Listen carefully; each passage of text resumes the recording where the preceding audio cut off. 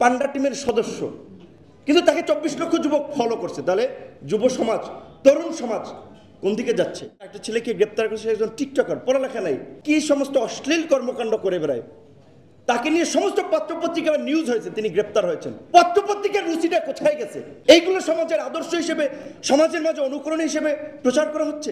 পশ্চিম পাকিস্তান, পূর্ব পাকিস্তানের বৈষম্য নিরসন করে এই অঞ্চলের মানুষের নাগরিক মর্যাদার ভিত্তিতে একটা মানবিক রাষ্ট্র গড়ে তোলা।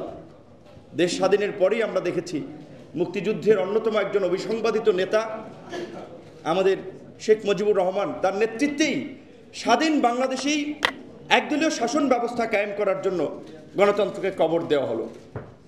আবার রক্ত দেওয়া, জীবন দেওয়া, দীর্ঘ লড়াই সংগ্রামের পরে 91-এ সংসদীয় গণতন্ত্রে প্রবর্তন করলেও গণতন্ত্রের প্রাতিষ্ঠানিক রূপ গত 33 বছরে এদেশের মানুষ দেখে নেই।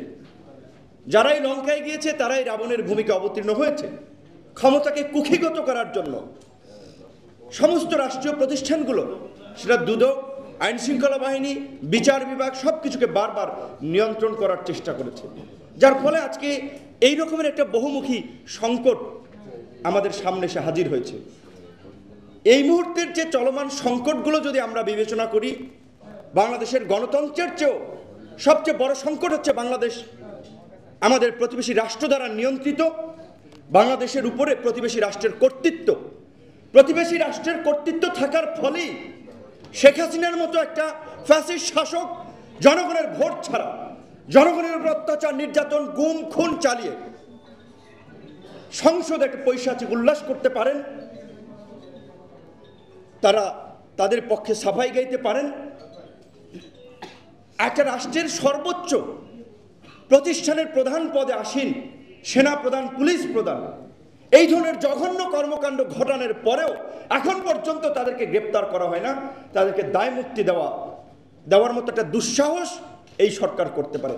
এবং নির্লজ্জ বেহায়ার মতো এই দলের সাধারণ সম্পাদক বলতে পারে যে আমাদের সৎ সাহস আছে বিচার করার। কোথায় সৎ সাহস? কার বিচার করেছেন? প্রধানমন্ত্রী বিশেষ সহকারী আব্দুস সোবহান গোলাপের 9টি প্রপার্টির সম্পত্তি নিয়ে আন্তর্জাতিক অনুসন্ধান কাজ করা সংস্থা গত বছর রিপোর্ট প্রকাশ করেছে, ব্যবস্থা নিয়েছেন। শেয়ার বাজার কেলেঙ্কারিতে সবচেয়ে বড় লুটেরা দুর্বৃত্ত সালমান এফ রহমানের বিরুদ্ধে ব্যবস্থা নিয়েছেন, এস আলমের বিরুদ্ধে ব্যবস্থা নিয়েছেন। কার বিরুদ্ধে আপনারা ব্যবস্থা নিয়েছেন? এই সমস্ত কথাবার্তা বলে একটা পৈশাচিক উল্লাস করছেন, জনগণের সঙ্গে মশকরা করছেন। তাই আমি মনে করি যে চলমান সমস্যার প্রধান কেন্দ্রবিন্দুতে অবশ্যই বাংলাদেশের উপরে ভারতীয় কর্তৃত্ববাদের অবসান না করা পর্যন্ত গণতন্ত্র, আদালতের স্বাধীনতা, স্বাধীন গণমাধ্যম, আমাদের ভোটাধিকার কখনোই ফিরে আসবে না। এই পরিস্থিতির মধ্যেও ভারতে একটা ভোট হয়েছে, বাংলাদেশের পত্রপত্রিকা, মিডিয়াগুলো স্টোরি করছে, পাপ্পু থেকে পরিপক্ক রাহুল বিভিন্ন ধরনের স্টোরি করছে। ভারতের গণতন্ত্র নির্বাচন নিয়ে কত রকমের বিশ্লেষণ এখানে দেখেছি, অথচ নিজের দেশে মানুষের ভোট দিতে পারছে না, ভোটের কথা বলতে গিয়ে রাস্তায় গুলি খাচ্ছে।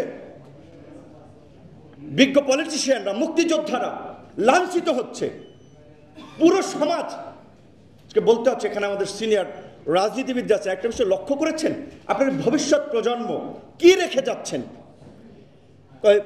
পড়ালেখা নাই, কথাবার্তা মানে সামাজিকতা বলেন, আপনার একটা শিক্ষণীয় বিষয় বলেন, কিচ্ছু নাই।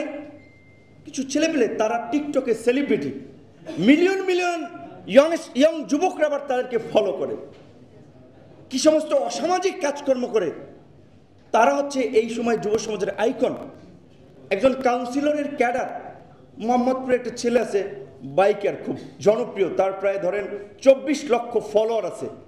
মোহাম্মদপুরে একজন কাউন্সিলরের বলতে পারেন সে অ্যাক্টিভিস্ট, পান্ডা টিমের সদস্য, কিন্তু তাকে 24 লক্ষ যুবক ফলো করছে। তাহলে যুব সমাজ, তরুণ সমাজ কোন দিকে যাচ্ছে? একটা ছেলেকে গ্রেপ্তার করেছে, একজন টিকটকার, পড়ালেখা নাই, কি সমস্ত অশ্লীল কর্মকাণ্ড করে বেড়ায়, তাকে নিয়ে সমস্ত পত্রপত্রিকায় নিউজ হয়েছে, তিনি গ্রেপ্তার হয়েছেন। পত্রপত্রিকার রুচিটা কোথায় গেছে? এইগুলো সমাজের আদর্শ হিসেবে, সমাজের মাঝে অনুকরণ হিসেবে প্রচার করা হচ্ছে।